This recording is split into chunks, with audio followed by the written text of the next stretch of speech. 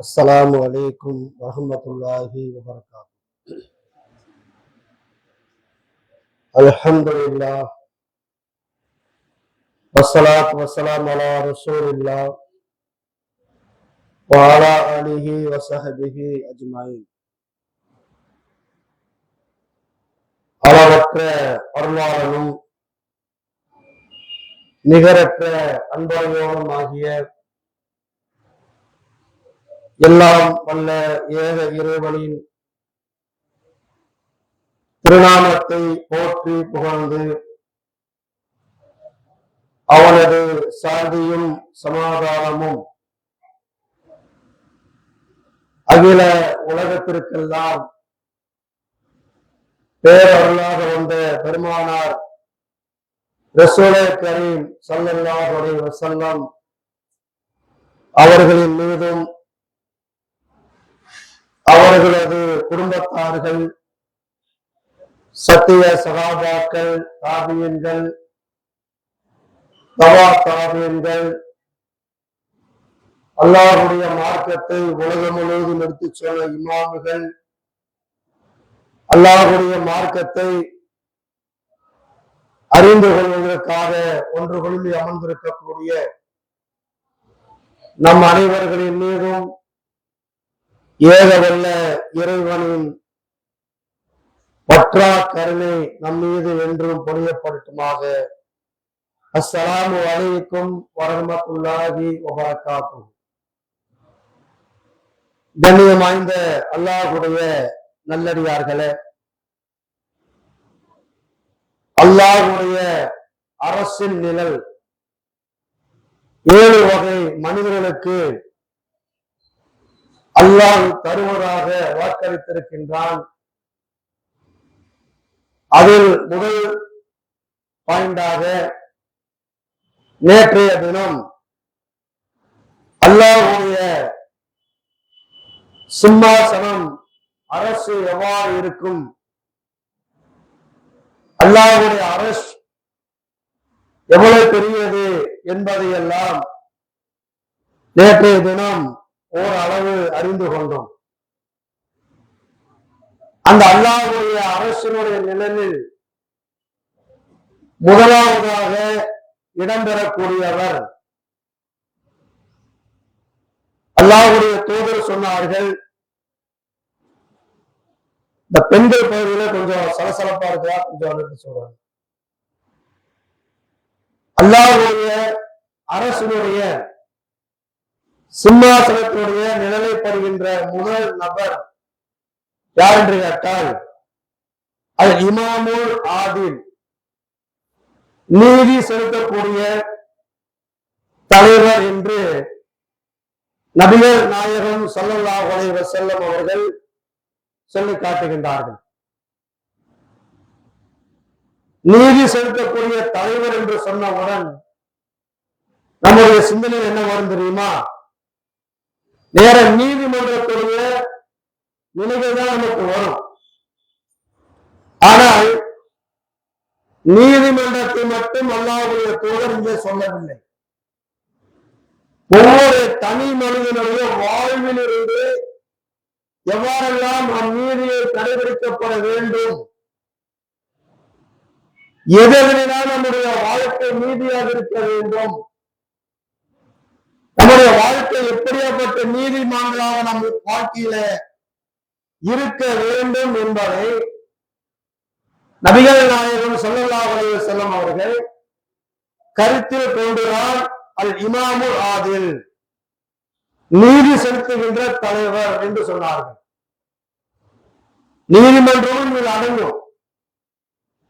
இன்னைக்கு நம்முடைய நீதிமன்றங்கள் எப்படி இருக்குதுன்னு பார்த்தா, ஏழைக்கு ஒரு நீதி, ஒரு ஏழையா இருக்கிறான்னு சொன்னா அவன் பக்கம் நியாயமே இருந்தாலும் கூட அவன் பக்கம் நீதி கிடைக்காது. அதே வசதி உடைத்தவனாக இருந்தால் அவனுக்கு நீதி கிடைத்திடும். அதே போன்று ஜாதிக்கு ஒரு நீதி, மதத்துக்கு ஒரு நீதி, இனத்துக்கு ஒரு நீதி, இப்படி நீதியை பங்கு போட்டுக் கொண்டிருக்கக்கூடிய ஒரு காலகட்டத்தில் நம்ம என்ன செய்யறோம், வாழ்ந்துட்டு இருக்கிறோம். அநீதியாகவே இருந்தாலும் கூட நீதி என்று வழங்குவார்கள். அதற்கு உதாரணம் என்ன? பாபர் மசூதி பிரச்சனை. ஏறக்குறைய 500 ஆண்டுகளுக்கு மேலாக அல்லாஹ்வுடைய இறை இல்லம் செயல்பட்டுக் கொண்டிருந்தது. அல்லாஹ்வை வணங்கிக் கொண்டிருந்த ஒரு இறை இல்லத்தை காவி பயங்கரவாதிகள் அதை இடித்து தரைமட்டம் பண்ணுகிறார்கள். நாம் என்ன செய்யறோம்? நீதிமன்றத்தை நாடுறோம். நமக்கு நீதி கிடைச்சதா? நீதி கிடைக்கல. நீதிமன்றம் சொல்கிறது இது முஸ்லிம்களுக்கானதுதான், அவருடைய எல்லா ஆதாரங்களும் இருக்குது. ஆனாலும் பெரும்பான்மையை கருத்தில் கொண்டு நாங்கள் அவங்களுக்கு சாதகமாக தீர்ப்பளிக்கிறோம் அப்படின்னு சொல்றாங்க. ஆதாரம் நம்ம பக்கம் இருக்குது. 500 ஆண்டு காலமாக நம்ம கோவிலுக்கு ஆதாரம் இருக்குது. 1947 டிசம்பர் மாசம் 22ஆம் தேதி இரவு நேரத்துல அந்த இசாவை தொழுது விட்டு அப்துல் கஃபூர் என்ற இமாம் தொழுது விட்டுட்டு வீட்டுக்கு போறாரு. காலையில் வந்து பார்க்கிறாரு, பள்ளிவாசல் கூட்டு உடைக்கப்பட்டிருக்கிறது. அங்க ராமர், அனுமார் போன்ற சிலைகளை வைத்து வழிபட்டுக் கொண்டிருக்கின்றார்கள். நீதிமன்றத்தில் நம்ம போறோம். நமக்கு என்ன கிடைச்சது? கடைசியே மக்கள் எல்லாம் கொந்தளிக்கிற போது எங்க பள்ளிவாசல் தாங்க, எங்க பள்ளிவாசல் குடும்பம் கேட்ட போதெல்லாம், ஆர்ப்பாட்டம் பண்ணும் போதெல்லாம், கொந்தளிக்கும் போதெல்லாம் நம்முடைய ஜமாத்தார்கள் சொன்ன விஷயம் தெரியுமா? பொறுங்கள், பொறுத்திருங்கள், நமக்கு நீதிமன்றம் இருக்கிறது, அந்த நீதிமன்றத்தில் நியாயம் கிடைக்கும் என்று சொன்னார்கள். ஆனால் கடைசி வரைக்கும் ஏறக்குறைய 50 ஆண்டு காலம் எடுத்துக்கொண்டிருந்த கேஸ்ல என்ன கிடைச்சதுன்னு சொன்னா நமக்கு அநீதிதான் கிடைக்கப்பட்டது. இப்படி நீதிமன்றங்கள் இருக்கின்றது. இப்போ சமீபத்தில் நேற்று ஒரு நீதிபதி பேசுகிறார். என்ன பேசுகிறார்?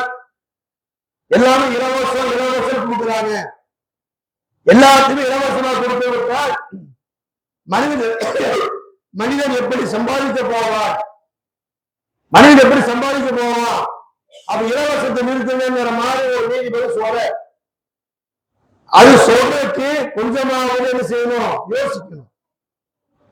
அவருக்கு 2 லட்சம் ரூபாய் சம்பளம். உச்ச நீதிமன்றத்தில் நீதிபதிக்கு எவ்வளவு சம்பளம்? 2 லட்சம் ரூபாய் 3 லட்சம் ரூபாய் சம்பளத்தில் வாங்குறாங்க. ஆனா அவருக்கு இலவசம், எல்லாமே இலவசம். வீடு இலவசம், கார் இலவசம், பெட்ரோல் இலவசம், கரண்ட் மின்சாரம் அது இலவசம், வீடு இலவசம், எல்லாத்தையுமே இலவசமாக அனுபவித்துக் கொண்டு அவர் என்ன பேசுகிறார் தெரியுமா? நீ இலவசத்தை நிறுத்துங்க அப்படிங்கிற. வேதனை அளிக்குது எனக்கு. எல்லாம் இலவசம் இலவசம் வாங்கிட்டாங்கன்னா எப்படி வேலைக்கு போகலாம் அப்படின்னு கேட்கிறாரு. அப்ப அது ஒரு நியாயம் வேணுமா இல்லையா? நீங்க அந்த இலவசத்துல நீங்க நிறுத்தி போட்டு மக்கள் இலவசம் வாங்கக்கூடாதுன்னு சொன்ன ஒரு நேர்மை இருக்குது, ஒரு நியாயம் இருக்கிறது. அப்ப இந்த மாதிரிதான் உலகத்தை என்ன பண்றோம்? ஒரு நியாயம் நேர்மையற்ற உலகத்தில் வாழ்ந்து கொண்டிருக்கின்றோம். ஆனால் அல்லாஹ்வுடைய அரசு அந்த நிலை யாருக்கு கிடைக்கும் என்று சொன்னால் அது இமாமுல் ஆதில், நீதி செலுத்தக்கூடிய தலைவருக்கு தான் அல்லாஹ்வுடைய அரசு நிலை கிடைக்கும் என்பதாக நபிகள் நாயகம் ஸல்லல்லாஹு அலைஹி வஸல்லம் அவர்கள் சொல்லி காட்டுறாங்க. இப்ப நீதினா எப்படி இருக்குங்கிறதுக்கு அல்லாஹ் தன்னுடைய திருமறை குர்ஆனில் பேசுகின்றார். அல்லாஹ் ரப்பல் ஆலமீன் திருமறை குர்ஆனில் பேசுகின்றார். யா அய்யுஹல்லதீன ஆமனு கூனு கவ்வாமீன பில் கிஸ்தி சுஹதாஅ லில்லாஹி வலா அன்ஃபுஸிக்கும் அல் வாலிதைனி வல் அக்ரபீன என்று அல்லாஹ் ரப்பல் ஆலமீன் பேசுகின்றார். ஈமான் கொண்டவர்களே, நீங்கள் நீதி செலுத்துங்கள். எப்படி நீதி செலுத்துங்கள்? அல்லாஹ்வுக்கு சாட்சியாக நீங்க நீதி செலுத்துங்கள். நீங்கள் நீதி செலுத்துகிற போது உங்கள் உறவினர்களாக இருந்தாலும் சரி, உங்களுடைய தாய் தந்தையர்களாக இருந்தாலும் சரி, அவர்களுக்கு எதிராக இருந்தாலும் சரி, நீங்கள் நீதி என்று பேசுகிற போது நீங்கள் நீதியைத்தான் சொல்ல வேண்டும். அந்த உற்றாரே உறவினரே என்று நீங்கள் நீதி செலுத்தக்கூடாது என்று அல்லாஹ் ரப்பல் ஆலமீன் தன்னுடைய திருமறை குர்ஆனில் என்ன சொல்றான்? சொல்லி காட்டுகின்றார்.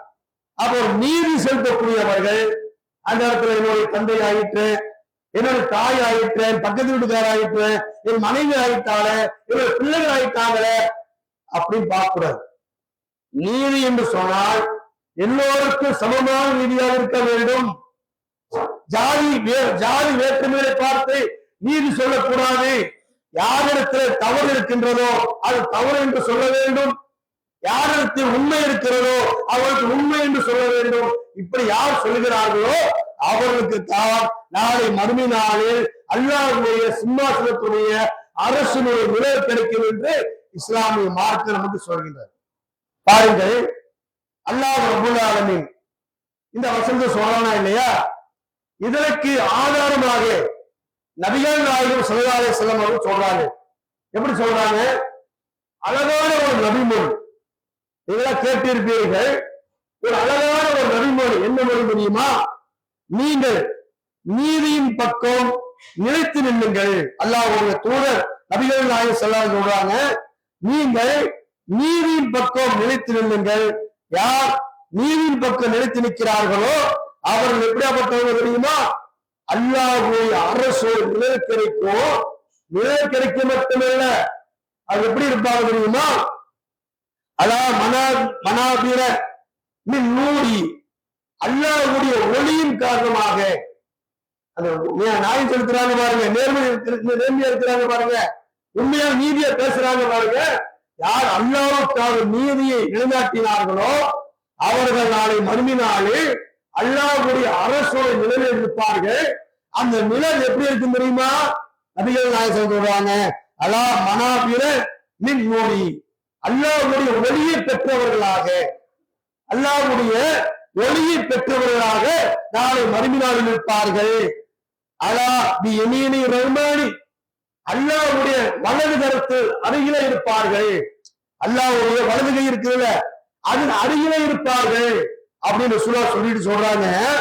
அப்படியாப்பட்ட நீதி செலுத்தக்கூடியவர்கள் தங்கள் நீதியின் செலுத்துகின்ற போது தந்தை என்று பார்க்க மாட்டார்கள், மனைவி என்று பார்க்க மாட்டார்கள், உற்றார்கள் உறவினர்கள் என்று பார்க்க மாட்டார்கள். யாரு பக்கம் நியாயம் இருக்கிறதோ அவர்கள் பக்கம் அவர் நிற்பார்களே. அப்படியாப்பட்டவர்களுக்கு நாளை மறுமை நாளில் அல்லாஹ்வுடைய ஒளிமிக்கவர்களாக உயர்ந்த மேடைகளில் இருப்பார்கள் என்று நபிகள் நாயகம் ஸல்லல்லாஹு அலைஹி வஸல்லம் அவர்கள் சொல்லி காட்டுறாங்க. இது சுனன் நசாயி என்கிற நபிமொழி கிரந்தத்தில் 5379வது நபிமொழியாக இடம்பெற்றிருக்கிறது. அவர் வாழ்க்கையில் ஒரு வாழ்க்கை எப்படி வேணாலும் வாழ்ந்து கொள்ளலாம் என்பதல்ல, நம்ம ஒவ்வொரு கட்டத்திலையும் நாம் நீதிமான்களாக இருக்க வேண்டும். எப்படி தெரியுமா? நபிகள் நாயகம் ஸல்லல்லாஹு அலைஹி வஸல்லம் அவர்கள் அழகான ஒரு விஷயத்தை நமக்கு சொல்லித்தராங்க. என்ன சொல்றாங்கன்னா, அல்லாஹ்வுடைய தூதர் சொல்றாங்க, ஒரு மனிதன் இன்னொரு மனிதனுக்குள் பிரச்சனை ஏற்பட்டு உன்னிடத்தில் வந்தால் நீங்கள் நீதமாக தீர்ப்பு வழங்குங்கள். எப்படியாப்பட்ட வார்த்தை பார்த்தீங்களா? நீங்கள் ஒரு மனிதன் இன்னொரு மனிதனுக்குள் பிரச்சனை ஏற்பட்டு உங்களிடத்தில் நியாயம் கேட்டு வந்தால், ஐயோ அவர் தெரிஞ்சவர், ரொம்ப க்ளோஸ் ஃப்ரெண்ட் ஆகிட்டாரு, அவருக்கு தப்பு இருக்கும், இவர் க்ளோஸ் ஃப்ரெண்டுங்கிறதுக்காக, என் நண்பர்களுக்காக நீங்கள் நியாயத்தை மாற்றி பேசி விடாதீர்கள். உபதேசம் பாருங்க, நபிகள் நாயகம் ஸல்லல்லாஹு அலைஹி வஸல்லம் உபதேசம் எப்படியாப்பட்ட உபதேசம்? எனக்கு நண்பராக இருக்கலாம், எனக்கு தெரிந்தவராக இருக்கலாம், என் உற்றாராக உறவினராக மனைவியாக மக்களாக இருக்கலாம். ஆனால் உன்னிடத்தில் ஒருவர் ஒரு பிரச்சனை வந்து விட்டால் நீங்கள் நியாயமாக தீர்ப்பு கூறுங்கள். இது யாருக்கு? நீதிமன்றத்திற்கா? இல்லை சொல்லவில்லை. நம்ம ஒவ்வொருவருக்கும், நம்முடைய வாழ்க்கையில் வாழ்கின்ற ஒவ்வொருவருக்கும் இந்த நபிமொழி நமக்கு பொருந்தும். அதே போன்று ரசூலுல்லாஹி ஸல்லல்லாஹு அலைஹி வஸல்லம் அவர்கள் எப்படியாப்பட்ட நீதிமானாக இருந்தார் தெரியுமாங்க? அவரை போன்று உலகத்தில் இதுவரை நீதிமான்கள் பிறக்கப்படவில்லை, இனி பிறக்க போவதும் இல்லை. அப்படியாப்பட்ட நீதிமானாக இந்த உலகத்தில் ரசூலுல்லாஹி ஸல்லல்லாஹு அலைஹி வஸல்லம் அவர்கள் வாழ்ந்து காமித்தார்கள். ஒரு முறை மகசூமியா என்ற குலத்தை சேர்ந்த ஒரு பெண்மணி, அந்த பெண்மணியின் பெயர் பாத்திமா. பாத்திமா என்ற ஒரு பெண்மணி திருடி விடுகின்றார். ஒரு போரில் கிடைத்த செல்வத்தை திருடி விடுகின்றார். அவர் திருடப்பட்டவுடன் கையும் களவுடன் பிடிக்கப்படுகின்றார். அவங்க உயர்ந்து குலத்து பெண்மணி, உயர்ந்து குலத்து பெண்மணி, இதெல்லாம் கேட்டதுதான். உயர்ந்து குலத்தோர் பெண்மணி மௌசூமியா என்ற குலத்தை சேர்ந்த பெண்மணி. அந்த பெண்மணி கையும் களமா பிடிக்கப்படுகின்றார், சபை கொண்டு வந்து நிறுத்தப்படுகின்றார். அது மௌசூமியாவுடைய குலத்தை சேர்ந்தவர்கள் ஒரு ஆலோசனை பண்றாங்க. என்ன ஆலோசனை? திருடினால் இஸ்லாத்தின் அடிப்படையில் என்ன தண்டனைங்க? என்ன தண்டனை? கை வெட்டப்படும். ஒரு பெண்ணாக இருந்தாலும் ஆணாக இருந்தாலும் திருடி விட்டால் என்ன செஞ்சிருவாங்க? கையை வெட்டப்பட வேண்டும். இது இஸ்லாத்தினுடைய சட்டங்கள் ஒன்று, கடுமையான சட்டங்கள். அதனால நீங்க அரபு நாடுகள் திருட்டு குற்றங்கள் கம்மியா இருக்குது. இங்க ஒரு பெண்மணி தனியா நடந்து போக முடியல, ஒரு ஸ்கூலுக்கு போயிட்டு வர முடியல, பெண்ணை கருப்படுத்தி விடுகின்றார்கள். சின்ன சின்ன குழந்தைகளை எல்லாம் கடத்திட்டு போய் கருப்பளிக்கிறார் பெரிய பெரிய அதிகாரிகளுக்கு. இந்த எஃப்டின் பயிர்கள் வந்துச்சா பாத்தீங்களா? அது குழந்தைகளை எல்லாம் கடத்திட்டு போய் கருப்பளிச்சா கையகரமா மாட்டினா இன்னைக்கு ஒரு நீதி கிடைச்சதா? நீதி கிடைக்கல, எல்லாரும் தப்பிச்சுட்டானுங்க. என்ன காரணம்? அதிகாரம். அதிகாரம் இருக்குது, ஆனா என்ன எதுவுமே செய்ய முடியாது. ஒவ்வொரு நாட்டு பிரதமரும் அரபு நாட்டு மன்னர்கள் தான் இதை மாற்றணும். அந்த பயில ஒண்ணுமே நமக்கு போட்டாங்க, ஒண்ணுமே நமக்கு போட்டான். அப்ப இந்த மாதிரி ஒரு பெண்மணி திருடப்படுகின்றாள். அவ பேர் பாத்திமா. திருடப்பட்ட உடனே ரசூலுல்லாஹி ஸல்லல்லாஹு அலைஹி வஸல்லம் அவர்கிட்ட இந்த வழக்கு வருகின்றது. அது வழக்கு வருகின்ற போது நபிகள் நாயகம் ஸல்லல்லாஹு அலைஹி வஸல்லம் அவர்கிட்ட வந்து அந்த மக்கள் பேசுறதுக்கு பயப்படுறாங்க. ரசூலுல்லாஹ் வந்து சத்தம்னு வரும்போது கடுமையா இருப்பாங்க, அதுல வந்து சமரசமே கிடையாது. அப்ப என்ன செய்யறாங்க? ஒரு ஆலோசனை பண்ணி யார பேச விடலாம், யாரு பேச கேட்பாங்க. உசாமா பின் ஸைத் என்கிற அந்த நபி தோழர் கூப்பிட்டு, நீங்க போய் ரசூலுல்லாஹ்ட்ட பேசி என்னோட குலத்தை சேர்ந்த பாத்திமா திருடி விட்டால் அதுக்கு என்ன நஷ்டீடு இருக்குமோ அதையெல்லாம் கொடுத்துடலாம், நீங்க அந்த பெண்மணி மீட்டு கொடுங்கன்னு சொல்லி ரசூலுல்லாஹ்ட்ட பேசுறதுக்கு அனுப்புறாங்க. இவர் யதார்த்தமா போறாரு. யதார்த்த ரசூலுல்லாஹ்வோட செல்ல பிள்ளைகளில் ஒருவர், வளர்ப்பு பிள்ளைகள். அந்த செல்ல பிள்ளை ரசூலுல்லாஹ் நிம்மதிச்சவராக அவரு போறார். அல்லாஹ் சொல்றேன், இந்த மாதிரி அந்த பெண்மணி திருடிட்டா, அல்லாஹ் கொஞ்சம் விட்டு கொடுங்க. அது பெரிய குடும்பமாமா, சமூகத்திலே பெரிய அந்தஸ்தான குடும்பம். அதனால நீங்க அவங்க விட்டு கொடுத்தீங்கன்னா அதுக்கு என்ன நஷ்டீடு இருக்குமோ அது தந்துருவாங்க, கொஞ்சம் விட்டு கொடுங்கன்னு கேட்கிறாங்க. ரசூலுல்லாஹ்வுடைய முகம் மாறிடுச்சு. ரசூலுல்லாஹ் எப்பவுமே ரசூலுல்லாஹ் கோபப்பட மாட்டாங்க. அல்லாஹ்வுடைய தூதர் நபிகள் நாயகம் ஸல்லல்லாஹு அலைஹி வஸல்லம் அவர்கள் எப்போதுமே கோபப்பட மாட்டாங்க, சாந்தமான முகத்தோடு இருப்பாங்க, பார்க்கறதுக்கு அமைதியான முகத்தோடு இருப்பாங்க. இந்த வார்த்தை கேட்ட உடனே பெருமானார் ஸல்லல்லாஹு அலைஹி வஸல்லம் அவருடைய முகம் மாறிடுச்சு, கோபத்துல கொந்தளிக்குது. உஸாமா பின் ஸைத் அப்படியே பயந்துட்ட, ரசூலுல்லாஹ் முகம் இப்படி பயந்து நடுக்கிறாங்க. அப்பதான் சொன்னாங்க, ரசூலுல்லாஹ் உட்கார்ந்து ரசூலுல்லாஹ் எந்திரிச்சுட்டு ஒரு உரை நிறுத்துகிறார். என்ன உரை தெரியுமா? உங்களுக்கு முன் வாழ்ந்த சமூகங்கள் அழிக்கப்பட்டதற்கான காரணம் என்ன தெரியுமா? ஒரு சமூகம் அழிக்கப்பட்டுச்சு, அதுக்கான காரணம் என்ன தெரியுமா? அவர்களின் வசதி உடையவர்கள் தவறு பண்ணினால், அந்த குலத்துறை வசதி படுத்தவர்கள் தவறு பண்ணினால் அவர்கள் மன்னிச்சு விட்டுருவாங்க. அதே குலத்துல அந்த ஏழையாக இருந்தால், கொஞ்சம் வசதி இல்லாதவராக இருந்தால், கீழ்மட்டத்தில் இருந்தால் அவனுக்கு தண்டனை கொடுப்பாங்க. அல்லாஹ்வுடைய சாபம், அல்லாஹ்வுடைய கோபம் அந்த சமூகத்தின் மீது இறங்கப்பட்டு அவர்கள் அழிக்கப்பட்டார்கள் என்று சொல்லிவிட்டு ரசூலுல்லாஹி ஸல்லல்லாஹு அலைஹி வஸல்லம் சொன்னாங்க, ஒவ்வொருவரும் தன்னுடைய உள்ளத்துல பதிய வைக்க வேண்டிய வார்த்தை சொன்னார்கள். என்ன வார்த்தை தெரியுமா? லவ் அன்ன ஃபாத்திமத் இப்னு முஹம்மதின் சரக்கத் லக்கதகது யதஹா. அல்லாஹ்வுடைய தூதர் சொன்னார்கள், என்னுடைய அருமை மகள் பாத்திமா, என்னுடைய மகள் பாத்திமா, உன்னுடைய குலத்தை சேர்ந்த பாத்திமா இல்ல, என்னுடைய மகள் பாத்திமா. எப்பேற்பட்ட மகள்? ரசூலுல்லாஹ்வுடைய விருப்பமான மகள், அதிகரிவு பாசம் சொரிந்த மகள். ரசூலுல்லாஹ்வுடைய வீட்டுக்கு எந்த நேரத்துக்கு போகலாம் என்று அனுமதி கொடுக்கப்பட்ட ஒரு மகள். என்னை மறுமை நாளில் முதலாக என்னை வந்து சந்திப்பார் என்று சொன்ன ஒரு நற்செய்தி பெற்ற ஒரு மகள். அந்த ஃபாத்திமா ரலியல்லாஹு அன்ஹா அவர்கள் முன்னிறுத்தி சொன்னாங்க, லவ் அன்ன ஃபாத்திமாத்தின் இப்னு முஹம்மதின் சரக்கத் லக்கதகது யதஹா. என்னுடைய அருமை மகள் பாத்திமா திருடி இருந்தாலும் அவளுடைய கையை சரக்கத்து எதா அவருடைய கையை நான் வெட்டி இருப்பேன் என்று சொன்னார்கள் நபிகள் பெருமானார் ஸல்லல்லாஹு அலைஹி வஸல்லம். இப்படியாப்பட்ட ஒரு நீதிமான் உலகத்தில் இருக்கிறாரா? இப்படியாப்பட்ட ஒரு நீதிமான உலகம் கண்டிருக்கின்றதா? இல்லை சகோதரரே, இதைத்தான் ரசூலுல்லாஹ் சொன்னாங்க. இந்த நாள் நீதி செலுத்தினால் நாளை மறுமை நாளில் அல்லாஹ்வுடைய சன்னிதானத்தில் அரசுடைய அந்த நிழல் உங்களுக்கு கிடைக்கும். அந்த கூட்டத்துக்கு நீங்க சேர்க்க வேண்டும் என்று சொன்னால் நீங்க நீதிமான்களாக இருக்க வேண்டும். இனி ஒரு சம்பவத்தை சொல்கிறேன். இரண்டாம் கலீஃபா உமர் ரலியல்லாஹு அன்ஹு அவங்க இரண்டாம் கலீஃபா ஆயிட்டாங்க. அப்ப என்ன செய்வாங்க? ஊர்வலம் போவாங்க. இந்த நாட்டுல ஏதாவது நடக்குதா அது சொல்லிட்டு கோயிலில் உட்கார்ந்து அப்படி ஊர்வலம் போயிட்டு இருப்பாங்க. போய்கொண்டிருக்கக்கூடிய நேரத்தில் ஒரு வீட்டுல அடுப்பு எரிஞ்சு கொண்டிருக்கிறது. அடுப்புல சுடுதண்ணி எரியுது. ஒரு குழந்தை அழுது கொண்டே இருக்கிறாங்க. குழந்தை அழுகுது. அந்த குழந்தையை தட்டி கொடுத்து கொண்டே செய்கிறார். ஒரு வார்த்தையை சொல்லுகிறார், இதோ இந்த உமருடைய ஆட்சியில் என்னை பசியோடு விட்டுவிட்ட இந்த உமரை நாளைக்கு மறுமையினால் அல்லாஹ் நிக்க வச்சு கேள்வி கேட்பான்.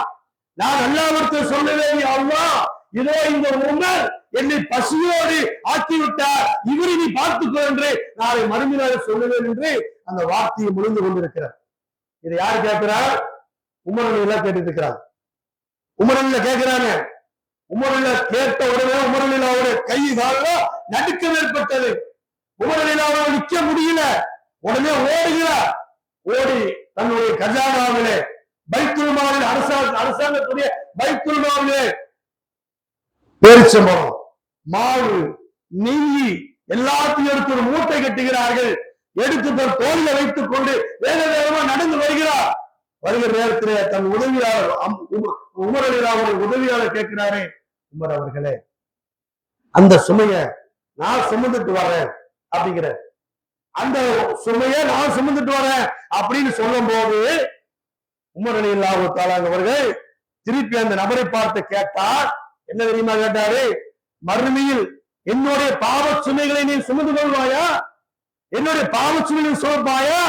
என்னுடைய ஆட்சியில என்னுடைய கட்டுப்பாடு கூடிய ஒரு இடத்துல ஒரு பெண்மணி பசியோடு இருக்கிறார். குழந்தை பசியோடு இருக்கிறது. குழந்தைக்கு நான் பசியார்த்த வேண்டும் என்று வேக வேகமா போயிட்டு அந்த தண்ணியில சுடுதண்ணில அந்த மாவு பேச்சு மருந்துல போட்டு கலக்கி அந்த குழந்தைக்கு ஊட்டி கொடுத்து அந்த பெண்ணு ஊட்டி கொடுத்துட்டு வர்றாங்க. அந்த பெண்மணி திருப்பி கேட்கிறார், நீங்கள் யார்? உங்களை பார்த்தது இல்லையே, நீங்கள் யார் கேட்கிறார்கள். அப்போ சொன்னார், நீ யாரை ஏசி கொண்டிருந்தாயோ, எந்த உமரை பற்றி சொல்லிக் கொண்டிருந்தாயோ அந்த உமர் நான் தான் என்று சொன்னார்கள். அந்த உமர் நான் தான் என்று உமர் ரலியல்லாஹு சொன்னாங்கன்னு சொன்னா எப்படியாப்பட்ட நீதிமான்களாக, எப்படியாப்பட்ட நீதி செலுத்தக்கூடியவர்களாக இந்த உலகத்தில் வாழ்ந்திருக்கிறார்கள். அப்படியாப்பட்ட நீதி செலுத்தக்கூடியவர்களாக நாம் இருந்தோம் சொன்ன நாளை மறுமை நாளிலே அல்லாஹ்வுடைய சன்னிதானத்தில் அல்லாஹ்வுடைய அரசுடைய நிலை நமக்கு கிடைக்கும். 2-3 செய்திகளை சொல்லி உரையை முடித்துக் கொள்கிறேன். நம்முடைய வாழ்விலே மனைவிக்கு கணவன் நீதி செலுத்த வேண்டும், கணவன் மனைவிக்கு நீதி செலுத்த வேண்டும், மனைவி கணவன் நீதி செலுத்த வேண்டும். அதுலதான் நம்ம நிறைய பேர் அதிகமான நபர்கள் கோட்டை விட்டுறோம். மனைவி ஏதோ சின்ன தவறு பண்ணிட்டா அவளை எப்படி அடிப்பாங்க தெரியுமா? ஆடு மாடுகளை அடிப்பதை போன்று மனைவிமார்கள் அடிக்கின்றார்கள். அல்லாஹ்வுடைய தூதர் நபிகள் சொன்னார்கள், உங்கள் மனைவியர் உங்களிடத்தில் ஒப்படைக்கப்பட்டிருக்கிற ஒரு அமானிதம், அவளுக்கு நீ பணிவிடை செய்ய வேண்டும். அவள் சிறு தவறு பண்ணுவாளையானால் அவளை நீ உபதேசம் சொல்லி திருத்த வேண்டும். அப்படியும் திருந்தலையா லேசாக அடிக்க வேண்டும். அது என்ன செய்யறோம்? நம்ம ஆடு மாடுகளை போட்டு இந்த மூட்டையை ஏற்றிட்டு போற ஆடு மாடுகளை போட்டு அடிப்பதை போன்று நான் ஒரு இடத்துக்கு போயிருந்தது. ஒரு பொம்பளையை அடிச்சு காது வீங்கி இருக்கு. சில பொம்பளை காது கேட்கல. என்னமாச்சு அப்படின்னா, நேற்று என் கணவர் அடிச்சு அடியில காது ஜவ்வு அந்து போச்சுங்க. ஜவ்வு அந்து விட்டது. அந்த அளவுக்கு மனைவிமார்களை என்ன செய்யறாங்க? ஒரு நீதி இல்லாம, ஒரு நேர்மை இல்லாம மனைவிமார்கள் அடிக்கின்ற ஒரு இதை பார்க்கிறோமா இல்லையா? ரசூலுல்லாஹ் சொன்னாங்க, உன்னுடைய மனைவிக்கு ஒரு கலர் உணவை ஊட்டி கொடுத்தால் அது தர்மம், உன் மனைவிக்கு உடை எடுத்து கொடுத்தால் அது தர்மம், உன் மனைவியிடத்துல உறவு கொண்டால் அது தர்மம். உன் மனைவியிடத்துல நீ நல்லவற்றை பேசினால் அது ஒரு தர்மம். இது மனைவிக்கு செய்ய வேண்டிய கடமைகள், நீதிகளை நபிகள் நாயகம் சொன்னாங்க. அதே நேரத்துல மனைவிக்கு ரசூலுல்லாஹ் சொன்னாங்க, உன்னுடைய படுக்கையை உன் கணவன் அன்றி வேற யாருக்கு நீ பகிர்ந்து விடாது, இது கணவனுக்கு செய்கிற நீதி என்று ரசூலுல்லாஹ் சொன்னாங்க. உன் கணவன் உன்னை பார்க்கின்ற போது புன்னகை நோக்கக்கூடியவனாக இருக்க வேண்டும், இது கணவன் செய்கின்ற நீதி. உன் கணவனை பார்க்கின்ற போது அவன் மனம் நோகாமல் நடந்து கொள்ள வேண்டும், இது கணவன் செய்கின்ற மனைவி செய்கின்ற நீதி என்று நபிகள் நாயகம் சொன்னாங்க. அப்ப இப்படி கணவனுக்கோ மனைவிக்கு கணவனும் நீதியோடு நடந்து கொண்டால் நாளை மறுமை நாளிலே அல்லாஹ்வுடைய அரசுடைய நிலை கிடைக்கும். அதை போன்று பெற்றோர்களுக்கு நாம் நீதி செலுத்த வேண்டும். நம்மை வளர்த்தெடுத்த பெற்றோர்களை இன்றைக்கு முதியோர் இல்லத்திலே கொண்டு போய் விடுகிறார்களே, எத்தனை பேரை நாம் பார்த்துக் கொண்டிருக்கிறோம். அப்ப பெற்றோர்களுக்கு நாம் நீதி செலுத்த வேண்டும். அதை போன்று பிள்ளைகளுக்கு நாம் நீதி செலுத்தணும், குழந்தைகளுக்கு நாம் நீதி செலுத்தணும். ஒரே ஒரு சம்பவத்தை சொல்கிறேன் அன்புக்குரிய நண்பர்களே. நபிகள் நாயகம் சொன்னார்கள், இது போன்ற ஒரு மனோதத்துவ அடிப்படையில உலகத்தில் எந்த தலைவரும் பேச கிடையாது. உலகத்தில் இப்படியாப்பட்ட ஒரு நீதியான ஒரு சொல்லை உலகத்தில் யாரும் பேசவில்லை. என்ன பேசுறாங்க தெரியுமா? ஒரு அனாதை குழந்தை உன் அருகில இருக்கிற போது உன் குழந்தைக்கு நீ முத்தம் கொடுக்காதுன்னு சொன்னாங்க. மேலோட்டமா பார்க்கும்போது ஒண்ணுமே இல்லை, மேலோட்டமா பார்க்கும்போது என்ன இல்லை, ஒண்ணுமே கிடையாது. ஆனால் நீங்கள் மனத்தத்துவ அடிப்படையில பார்த்தால் ஒரு அனாதை குழந்தை இருக்கிறார், அத்தாவுடைய பாசம் கிடைக்காது, அம்மாவோட பாசம் கிடைக்காது, உற்றார்கள் உறவுடைய பாசம் கிடைக்காது. அந்த குழந்தை அப்படி ஏங்கி நிற்கும். ஏங்கி கொண்டு நிற்கின்ற நேரத்துல உன்னோட குழந்தை எடுத்து அப்படியே முத்தம் கொடுத்தின்னு சொன்ன அந்த குழந்தையினுடைய ஏக்கம், அந்த குழந்தையினுடைய அந்த பாச உணர்வு அந்த குழந்தைக்கு செய்கின்ற அநீதி என்று சொன்னாங்க. உலகத்தில் யாராவது இப்படி ஒரு நீதி சொல்லி இருக்கிறாங்களா? உலகத்தில் இப்படியாப்பட்ட நீதி உலகத்தில் பேசியிருக்கிறார்களா? அதே மாதிரி பாருங்க, ஒரு முறை ஒரு பள்ளிவாசல் உட்கார்ந்து இருக்கிறாங்க. 2 குழந்தை ஓடி வருது ஒரு சகாபிட்ட.